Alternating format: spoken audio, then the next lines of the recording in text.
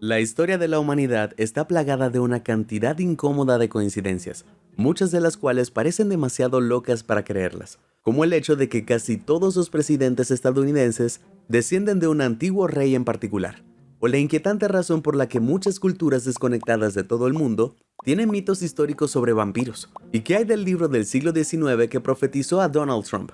Ven y únete para investigar sobre esto y mucho más mientras viajamos a las coincidencias históricas más extrañas de todo el mundo.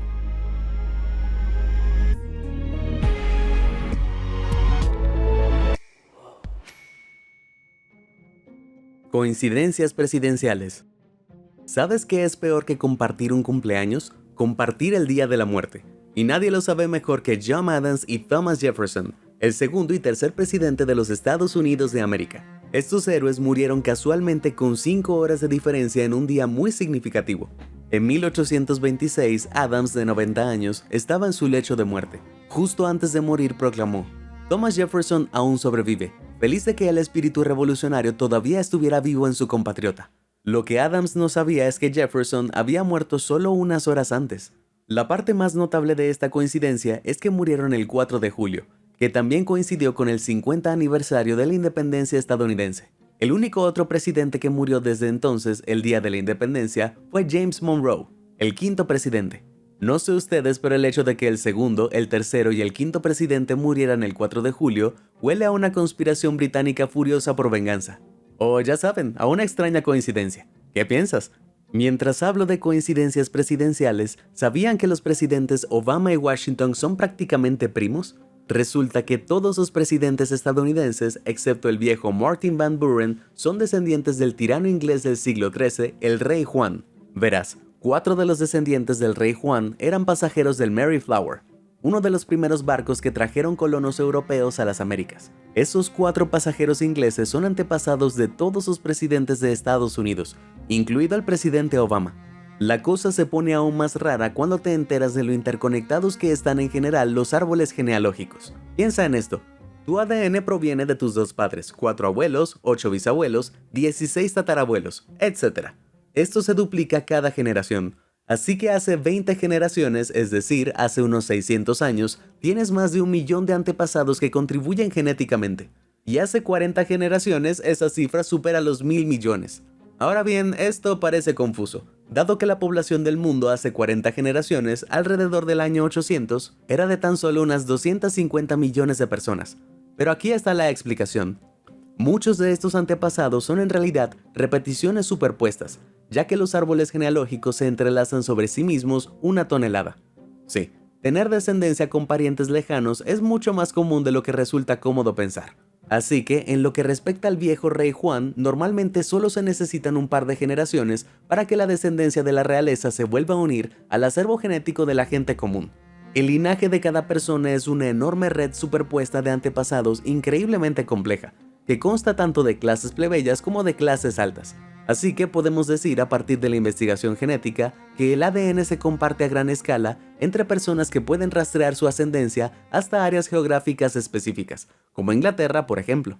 En realidad no existen registros ancestrales detallados que formen una cadena directa desde cada presidente hasta el rey. En su mayor parte, estos registros no existen o se han perdido con el tiempo. Y aunque muchos de los presidentes anteriores pertenecían a familias terratenientes que sí tenían vínculos reales más directos y recientes, las líneas de conexión de los presidentes posteriores son más un caso de asociación por la gran cantidad de antepasados comunes acumulados a lo largo de una cierta cantidad de generaciones. En cambio, los presidentes solo necesitan rastrear su linaje hasta los ingleses a bordo del Mayflower para hacer la conexión real.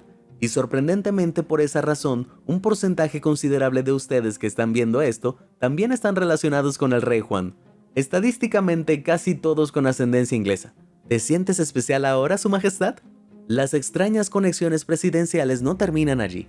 Kennedy y Lincoln comparten una cantidad incómoda de coincidencias. Y no me refiero a que a ambos hombres les encantan las corbatas y los sombreros.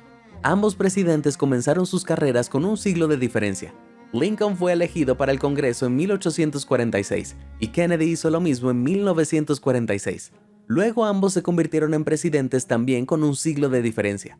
Lincoln ganó en 1860 y Kennedy en 1960. Pero la cosa se pone aún más rara. Ambos presidentes tienen 7 letras en sus apellidos, estuvieron muy involucrados en los derechos civiles, perdieron hijos mientras vivían en la Casa Blanca y ambos recibieron un disparo fatal en la cabeza un viernes. Lincoln fue atacado en el Teatro Ford, mientras que Kennedy conoció a su creador en un Ford Lincoln. Los asesinos de ambos hombres también fueron asesinados antes del juicio. Es espeluznante. Ambos presidentes fueron sucedidos por vicepresidentes llamados Johnson, que también nacieron con un siglo de diferencia. Andrew Johnson, nacido en 1808, y Lyndon Johnson, nacido en 1908. Pero las coincidencias presidenciales continúan en presidencias más recientes, en concreto, 2 libros del siglo XIX, de Ingersoll Lockwood, que parecen escritos para Donald Trump y su hijo Barron. Las novelas de Lockwood siguen la historia de un joven rico llamado Barron Trump, en el que Barron es su título, no su nombre.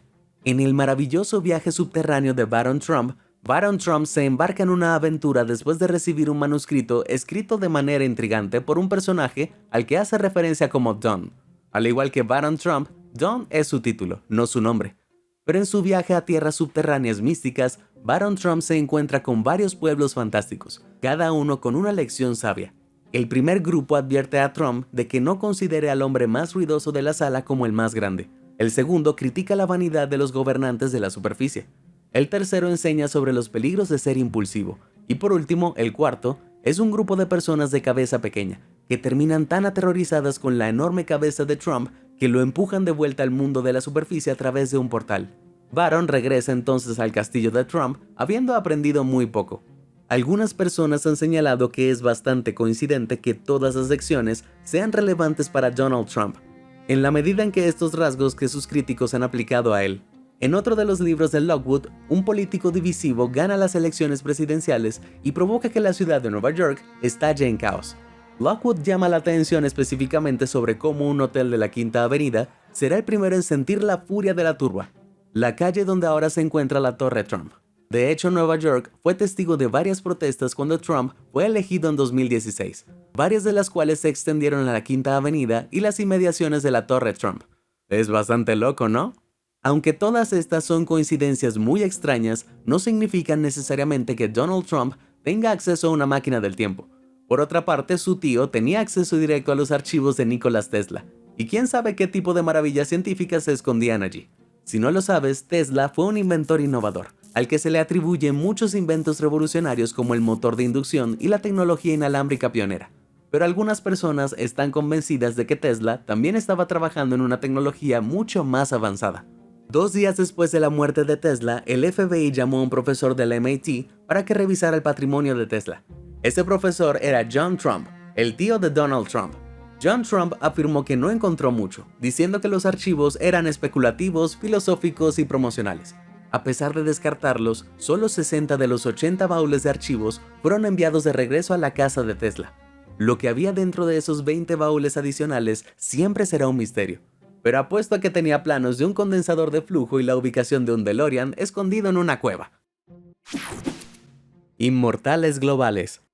Ahora es el momento de hincarle el diente a algo un poco más profundo. Esta extraña coincidencia explora cómo las leyendas de muchas culturas aparentemente desconectadas presentan una versión de los mismos demonios monstruosos con rasgos de murciélago. Puede que los conozcas como vampiros. En Togo y Ghana, África Occidental, una criatura vampírica llamada Atse ronda el folclore del pueblo Awe. Los cuentos hablan de una luciérnaga que se transforma en un ser humano, que posee y se alimenta de sus víctimas mientras duerme. El pueblo Ashanti, también de Ghana, tiene una historia similar de una criatura con dientes de hierro, el Azambo-san, que acecha sus presas humanas desde los árboles. Luego, en Madagascar, hay historias de Ramanga, una criatura que bebía sangre noble y comía recortes de uñas de los pies. En Zanzíbar, el Popo Bagua es un espíritu maligno que toma forma animal durante el día, generalmente un murciélago, y se transforma en un humano por la noche para seducir a sus víctimas antes de finalmente alimentarse de ellas. En la India, el folclore hindú habla de Betala, una criatura siniestra que ronda los cementerios y posee a los muertos. Mientras que en Filipinas, el Manananggal es muy similar a los vampiros europeos tradicionales. Tienen sed de sangre y miedo al ajo y la luz del sol. Los cuentos de criaturas vampíricas se remontan a milenios, con historias de la antigua Babilonia, Asiria y Persia, que cuentan historias de demonios con gusto por la sangre. Probablemente estés más familiarizado con la versión europea del concepto, tal como se expone en la aterradora novela de Bram Stoker de 1897, Drácula. pero la primera mención literaria de los vampiros en Europa proviene de La Gloria del Ducado de Carniola, una enciclopedia publicada en 1689. Cuenta la historia de un campesino recientemente fallecido que comenzó a acosar a su viuda y a alimentarse de sus antiguos vecinos. En aquel entonces, los vampiros europeos eran conocidos como criaturas no muertas hinchadas y de piel roja oscura que visitaban a sus seres queridos y causaban problemas con sus antiguos vecindarios. Este divertido mito europeo llegó a Norteamérica y se apoderó de partes de Nueva Inglaterra en un periodo conocido como el Gran Pánico Vampiro. Entre finales del siglo XVIII y finales del siglo XIX, las familias desenterraban y quemaban desenfrenadamente a sus parientes fallecidos, temiendo que los vampiros se hubieran apoderado de la región, a menudo alentados por los medios locales. En retrospectiva, la gente de Nueva Inglaterra veía a sus amigos y familiares devastados por una enfermedad que llamaban tisis. Sus víctimas perdían peso rápidamente, presentaban fiebre y sufrían un agotamiento extremo, junto con efectos secundarios más espantosos, lo que hacía parecer que estaban siendo consumidos por una fuerza sobrenatural. Incapaces de explicarlo médicamente, las personas supersticiosas atribuían la enfermedad a los vampiros, en lugar de lo que hoy conocemos como la enfermedad causada por bacterias, la tuberculosis. De hecho, esta falta de comprensión de los gérmenes y los cuerpos expirados podría explicar la presencia de mitos de vampiros en todo el mundo. Como los difuntos suelen ser portadores de muchas enfermedades, la exposición prolongada a ellas puede hacer que la gente se enferme. Antes de que la medicina moderna inventara la teoría de los gérmenes, se creía que las enfermedades se propagaban por malos olores o entidades maliciosas, entre ellas los no muertos. Los humanos han comprendido la necesidad de mantener a los muertos enterrados lejos de los vivos durante mucho tiempo, y el lugar de enterramiento intencional más antiguo data de hace 100.000 años en una cueva en Kafse, Israel. Mucho más tarde, entre los siglos 5 y 3 a.C., los antiguos griegos a veces colocaban piedras pesadas o fragmentos de cerámica sobre los muertos para inmovilizarlos en caso de que se levantaran como no muertos. Mantenerse alejado de los restos humanos habría sido un valioso instinto de supervivencia que nos mantuvo libres de enfermedades en nuestros primeros días como especie, sobre todo porque, en términos simples, si algo mató a ese tipo, podría seguir cerca para atraparte a ti también. Entonces, tener historias transmitidas de generación en generación, resaltando metafóricamente el peligro de los muertos en términos simples y de lo que es parecido a los muertos, tiene mucho sentido. O tal vez, solo tal vez, los vampiros solían ser mucho más comunes, y desde entonces han sido cazados hasta su extinción, o simplemente han entendido que esconderse es la única forma de vivir. ¿Qué piensas? Guerras del destino. Imagina si un número cercano a ti, como tu número de teléfono o incluso tu matrícula, predijera un evento significativo causado por tu muerte. Eso sería increíble, ¿no? Bueno, esto ocurrió. El archiduque Francisco Fernando y su esposa estaban conduciendo por Sarajevo, una ciudad antigua de Austria-Hungría, el 28 de junio de 1914. Esa tarde el archiduque casualmente pasó junto a un asesino que no había logrado eliminarlo ese mismo día. El asesino estaba sentado en un café cuando vio que el auto descapotable del archiduque se detenía en el lado opuesto de la calle. Aprovechando la extraña coincidencia, el asesino no dejó escapar al archiduque de nuevo y así desencadenó la Primera Guerra Mundial. El mejor detalle de esta extraña coincidencia es que si echamos un vistazo a la matrícula del auto del archiduque, se lee A111118. En otras palabras, armisticio 11 de noviembre de 1918. La fecha en que terminó la Primera Guerra Mundial, el día del armisticio. Ahora bien, vale la pena señalar que las tres primeras figuras verticales son en realidad la letra I, pero sin duda sigue siendo una imagen notable. 20 años después, otro suceso parecía haber causado la siguiente guerra mundial.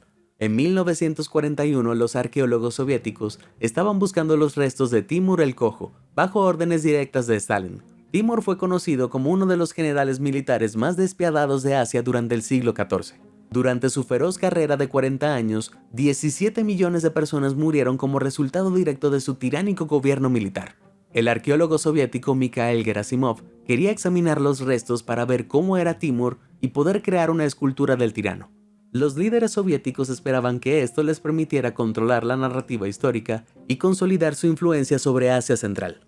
Cuando los soviéticos encontraron su tumba y abrieron la pesada tapa del ataúd, había una inscripción que aguardaba: quien abra mi tumba desatará un invasor más terrible que yo. 2 días después, la Unión Soviética fue invadida por Alemania. ¿Terrible coincidencia o un embrujo poderoso? Dime lo que piensas abajo en los comentarios. Pero las coincidencias históricas en tiempo de guerra no han sido exclusivas del siglo XX. En el verano de 1861, Wilmer McLean y su familia vivían en una plantación de su esposa cerca a Manassas Junction, Virginia, cuando el general confederado Beauregard se apoderó de su granja y la transformó en un cuartel general y hospital en el campo de batalla para la inminente batalla de Bull Run, la primera batalla importante de la Guerra Civil estadounidense. Si bien Wilmer no tenía exactamente otra opción, tampoco se opuso.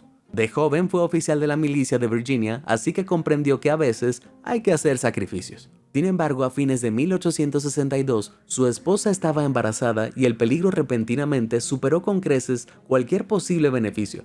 De hecho, era tan peligroso que Beauregard registró con bastante humor en su diario que cuando se sentó a cenar en la casa de los McLean, una bala de cañón entró en la cocina y se incrustó en la chimenea, arruinando por completo la cena. A finales de 1863, la familia McLean se trasladó 190 kilómetros al suroeste, al condado de Appomattox. 2 años después, Wilmer había estado suministrando azúcar al ejército confederado cuando el 9 de abril el coronel confederado Charles Marshall se acercó a él. El coronel estaba buscando un lugar seguro para una reunión secreta. A pesar de que Wilmer sugirió otros lugares, finalmente se decidieron por la casa de la familia McLean. A la 1 de la tarde de ese mismo día, el general confederado Robert E. Lee y el general de la Unión Ulysses S. Grant se reunieron en el salón de los McLean para hablar sobre la rendición de la Confederación. Media hora después, la guerra había terminado. La Unión había ganado y en la casa de la misma familia que había acogido el comienzo de la guerra. Para agradecer a la familia McLean de su hospitalidad, los soldados de la Unión saquearon la casa familiar en busca de recuerdos, obligando a Wilmer a entregar dinero en sus protestas. Ninguna buena acción queda libre, ¿no? Británicos de la Edad del Bronce. Hace 3200 años el mundo mediterráneo de la Edad del Bronce se desintegró en lo que hoy se conoce como el colapso de la Edad del Bronce tardía, dejando un rastro arqueológico de ciudades destruidas que datan de entre 1250 y 1150 a.C. Evidencias de terremotos devastadores, sequías, hambrunas, rebeliones e invasiones de misteriosos pueblos del mar merodeadores se apoderaron del Mediterráneo de una sola vez, con efectos infernales. Entre 1225 y 1175 a.C., una poderosa serie de violentos temblores, a menudo denominados tormenta sísmica, azotaron el Mediterráneo. Esta secuencia de terremoto comenzó con un gran temblor que debilitó una falla, lo que dio lugar a otros terremotos durante días, meses e incluso años después. La evidencia sugiere que durante un periodo de 40 a 50 años, terremotos de magnitud 6.5 golpearon repetidamente la región. Temblores lo suficientemente fuertes como para derribar edificios modernos y mucho más los de la Edad de Bronce. Casi al mismo tiempo, entre 1250 y 1100 a.C., una megasequía asoló la región. Durante 150 a 300 años, la Tierra se volvió la más seca de toda la Edad del Bronce, un periodo de 2000 años. Las civilizaciones ubicadas cerca de fuentes de agua confiables como Egipto con su río Nilo, lograron sobrevivir, pero otras se sumieron a la hambruna. Esto sin duda habría causado migraciones masivas, ya que los refugiados climáticos buscaron recursos desesperadamente. Los historiadores sugieren que este es un posible origen de esos pueblos del mar que mencioné antes. El término histórico pueblos del mar se refiere a un grupo de tribus antiguas, a las que se les atribuye la destrucción de muchos imperios de la Edad del Bronce. Si bien muchas civilizaciones que se encontraron con estos merodeadores fueron destruidas, los antiguos egipcios sobrevivieron. Sus registros hablan de un pueblo que vino del mar, probablemente de varias islas del Mediterráneo, pero incluyen pocos detalles. Lo único que sabemos es que los egipcios vieron cómo los pueblos del mar destruían el imperio hitita, la civilización griega micénica y varios otros reinos chipriotas, además de devastar muchas ciudades independientes a lo largo de la costa del Levante. Finalmente se dispersaron cuando decidieron probar su suerte contra Ramsés III, gobernante del antiguo Egipto, quien los derrotó en una emboscada sorpresa y una batalla terrestre posterior. Si bien no sabemos fundamentalmente quiénes eran estas personas, sí sabemos que son la cereza de la muy desafortunada serie de coincidencias que desencadenaron el colapso de la Edad del Bronce, que en conjunto significó un desastre absoluto para innumerables almas en la región. Guardabosques impactante. El vigilante Roy Sullivan, también conocido como el guardabosque de las chispas, debe haber enojado a Zeus. porque no fue alcanzado por uno, ni dos, ni tres, sino por 7 rayos. Todo comenzó en abril de 1942, cuando Sullivan se refugió de una tormenta en una torre de vigilancia contra incendios en el Parque Nacional Shenandoah donde trabajaba. Al no tener pararrayos, la torre fue alcanzada 8 veces incendiándose. Justo cuando Sullivan salía corriendo por la puerta, un rayo perdido lo alcanzó, quemándole la pierna y dejándole un agujero en el zapato. Eso es suficiente para toda la vida. Pero casi 3 décadas después, en 1969, Sullivan estaba conduciendo cuando otro rayo se desvió de un árbol y se estrelló contra la ventanilla abierta de su camioneta. Escapó con el pelo, las cejas y las pestañas en llamas, pero por lo demás prácticamente ileso. Luego en 1970, mientras estaba parado frente a su casa, un rayo se desvió de un transformador cercano y se estrelló contra su brazo izquierdo. Sobrevivió, aunque con un hombro herido. El cuarto rayo ocurrió en 1972. Mientras Roy trabajaba dentro de su puesto, un rayo entró y le golpeó la cabeza, prendiéndole fuego de nuevo a su pelo. Luego, en 1973, Sullivan conducía para escapar de una tormenta, y en el momento en que salió de su camioneta pensando que había llegado a un lugar seguro, fue alcanzado de nuevo. Se alejó caminando con los brazos y las piernas quemados y otro corte de pelo en llamas. El sexto rayo ocurrió en 1976, mientras Sullivan estaba tendido en el suelo del bosque después de haberse torcido el tobillo. Cuando notó que se formaban nubes de tormenta en lo alto, intentó ponerse de pie, pero fue alcanzado de inmediato. ¡Qué mal día! El último rayo ocurrió en 1977, durante un viaje de pesca, cuando la cabeza de Sullivan volvió a ser incendiada por un rayo. Preso del pánico, corrió hacia el santuario de su auto cuando en ese mismo momento apareció un oso hambriento, olfateando el botín de pescado de Sullivan. Sullivan, el loco de los rayos, corrió hacia la bestia, la ahuyentó y salvó su pez. Aunque según se dice la gente evitaba a Sullivan por miedo a que también les cayera un rayo. Afortunadamente pasó el resto de su vida sin que le cayera otro. Eso sí que es una cadena de coincidencias impactante. Oportunidades monumentales. Como todo el mundo sabe, los antiguos egipcios construían pirámides como tumbas para los faraones. Contenían todo lo que un monarca podía necesitar en la próxima vida: comida, ropa y, en un periodo de 200 años dentro de la línea de tiempo de 3000 años del antiguo Egipto, hasta un puñado de sirvientes y fieles religiosos. No se puede ir al más allá sin un séquito. Y por supuesto siempre había montones de oro.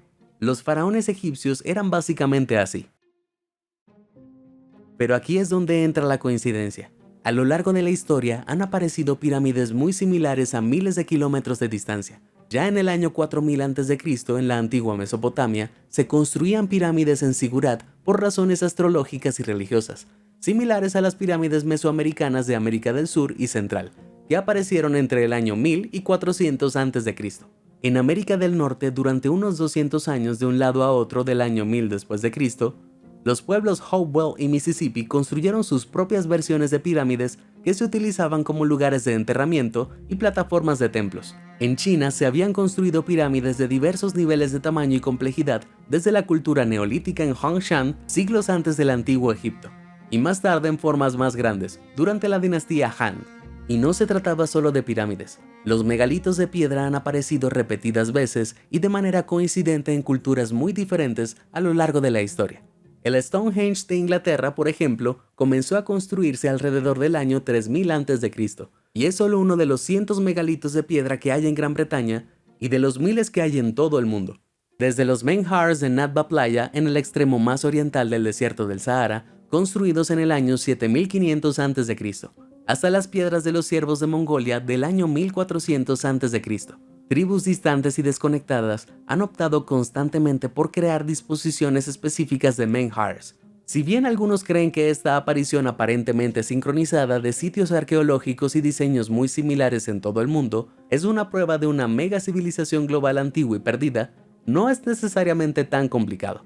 La hipótesis de los descubrimientos múltiples o las invenciones simultáneas explican que, en su forma más simple, las grandes mentes piensan de la misma manera. La teoría de los descubrimientos múltiples afirma que el desarrollo independiente a menudo encuentra las mismas soluciones. Así que dos culturas desconectadas que tienen el mismo problema encontrarían la solución más fácil. Cuando varias sociedades tenían problemas para construir grandes edificios, se darían cuenta por separado de que, lógicamente, las pirámides con sus bases geométricamente sólidas son la solución. Si tenían dificultades para rastrear los tiempos de cosecha, colocarían piedras verticales para ayudar a rastrear con precisión el sol, las estrellas y las estaciones. Todos los humanos experimentamos las mismas leyes de la física, así que tiene sentido que todos lleguemos a las mismas conclusiones. Lo que es más fácil de explicar es esta siguiente coincidencia extraña, que las mitologías de muchas culturas geográficamente separadas presentan entidades y criaturas de 7 cabezas. En América Central, Chicomecuatl, la diosa azteca de la comida y el sustento, también es conocida como 7 serpientes. Aquí la podemos ver representada por 7 serpientes que brotan del cuello de una persona azteca. En el oeste, sur y sureste de Asia, una serpiente de 7 cabezas suele representarse junto a deidades preciadas que cruzan afiliaciones religiosas. Tanto las deidades budistas como las hindúes están protegidas por esta serpiente de 7 cabezas, conocida como Naga de 7 cabezas. Naga significa serpiente en el sánscrito de 8000 años de antigüedad. En Cacasia, Rusia, se encontró este petroglifo neolítico de 5000 años de antigüedad, que representa una deidad de 7 cabezas. La región no estaba poblada en ese momento, así que probablemente fue abandonada por pueblos nómadas cuando se mudaron de un lugar a otro. Más al sur, la mitología albanesa habla de una criatura llamada Kulchedra, representada como un gran dragón de 7 cabezas. Hace 4500 años, los antiguos sumerios también contaban mitos de una bestia con cuerpo de león y 7 cabezas de serpiente. Al mismo tiempo, en Ugarit, la actual Siria, creían en un monstruo de 7 cabezas al que llamaban Lotán. Incluso en el libro de revelaciones de la Biblia se describe a una bestia de 7 cabezas con 10 coronas que emerge del mar. La lista es interminable. ¿Pero qué causó estas coincidencias interculturales de 7 cabezas? La teoría más intrigante sugiere que todos los mitos surgieron de un antiguo mito de creación sumerio original que utilizaba un monstruo metafórico de 7 cabezas para representar los 7 meses secos del año. En esta tablilla se puede ver a un dios héroe que lleva grano en la cabeza usando una hoz para luchar contra el dragón de 7 cabezas. Se interpreta ampliamente como la representación metafórica de la cultura de la temporada de cosecha que llega para acabar con la temporada seca, poniéndole fin al hambre y la sequía. Dado que muchos cuentos sumerios se encuentran adaptados en la mitología posterior de todo el mundo, es bastante aceptable que esta antigua historia sea el lugar de nacimiento de las demás, sin mencionar el hecho de que el efecto de las estaciones en los cultivos es un tema relevante en todo el mundo. Al igual que el Gran Diluvio, también se puede encontrar en los mitos de muchas culturas, una historia que también se originó en la mitología sumeria. Bueno, todo es muy interesante seguro, pero ¿alguien más esperaba que descubriéramos una o dos bestias reales de 7 cabezas? Crucemos los dedos para que los científicos especializados en empalmes genéticos del futuro cercano hagan realidad esos sueños para nosotros. En realidad mejor no. ¿Cuál es la mayor coincidencia histórica que has oído hablar? Comparte con nosotros tu respuesta. Si te sorprendió toda esta información, házmelo saber en los comentarios del video. Y nunca dejes de sorprenderte. Muchas gracias por ver y suscríbete a Sorprendente.